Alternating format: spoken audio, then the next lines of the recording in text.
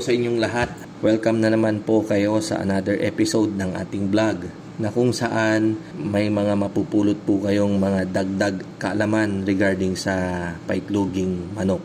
Ang topic po natin for today ay tungkol naman po sa katanungan ng isa sa ating mga subscriber. Walang iba kundi si Sir Anoy, yung ating ginawan ng poultry house, diniliberan ng battery cages at RTL. So may tanong po si Sir Anoy, ipinakita niya po sa akin yung kanyang mga napupulot na soft shell eggs. Alam niyo po ba kung ano yung soft shell eggs? Yan po yung hindi lang siya soft shell, parang wala siyang shell, parang plastic, wala po talaga yung yung shell. Tapos minsan naman may shell, sobrang lambot naman, pag ginawakan mo halos basag na yung kanyang shell, yung napakanipis. Tinatanong niya kung ano daw ba yung cause ng soft shell at kung ano daw yung remedy para maiwasan. Actually, yung soft shell na yan, nagsisilabasan kadalasan yan kapag yung ating mga manok ay medyo may edad na. Medyo marami na po siyang inilalabas na soft shell. Nakukuha po yan sa medyo lack of calcium kung tawagin. Maaring tanungin nyo rin po ako na,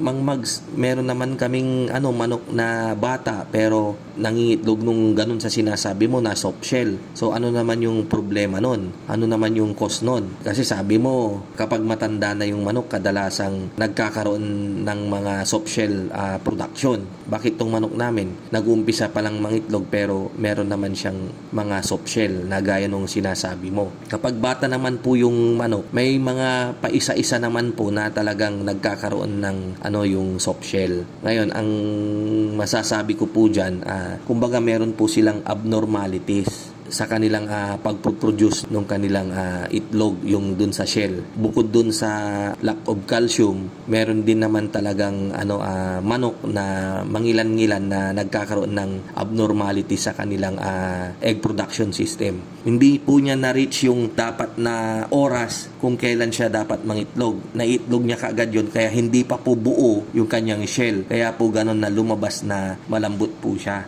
Although naman po yan, mangilan-ngilan naman po yan. Siguro sa 1,000 alaga natin, baka isa or dalawa. And then, gumagaling din po yan. Nagiging normal naman po yung kanyang itlog later on. Lalong-lalo na dahil siya po ay bata pa lang, Yan. So, wag po kayong mag-alala. Mang Mags, pwede bang ibenta yung yung itlog na soft shell? Pwede po.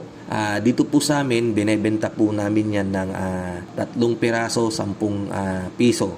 Plastic nyo lang po yan dahil di naman po siya basag. So, mabibili naman po yan. Mas gustong-gusto nga po nilang bilhin yan dahil makakamura po sila.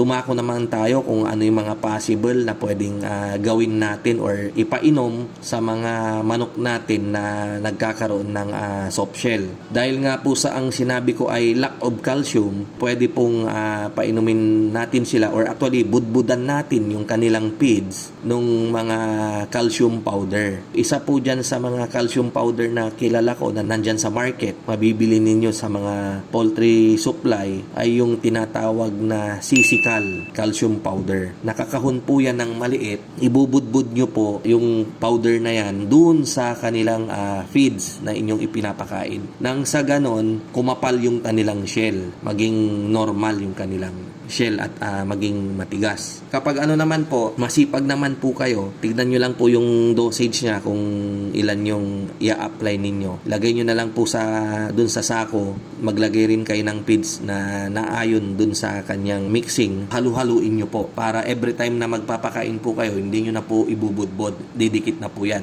Mapa-powder, crumble, or pellets yung inyong feeds na ginagamit dyan sa inyong manukan. Yung iba naman po ay gumagamit din po sila nung limestone. Isa rin po yun na magpapatigas din ng kanilang shell. Medyo wag nyo lang sosobrahan, yung tamang-tama lang po na dosage. Regular po kayong magpainom ng vitamins daily, every morning. Ganun pa rin po from 6 a.m. to 9 a.m. pong vitamin A, D, E, C. Pwede rin po yung multiple vitamins Pag mainit, may nabibili po na multiple vitamins with electrolytes. Meron naman po yung vitamin C with electrolytes naman, pampalakas ng kanilang immune system, vitamin C. Sana nabigyan ko po kayo ng another idea regarding sa paitloging manok. Ayan, kita-kita po ulit tayo sa mga susunod ko pong video. Ayan, so maraming salamat po. Ito po ang inyong kaibigan, ang inyong kamanukan, walang iba kundi si Mang Mags na nagsasabing mabuhay po tayong lahat and God bless. Ayan. Thank you.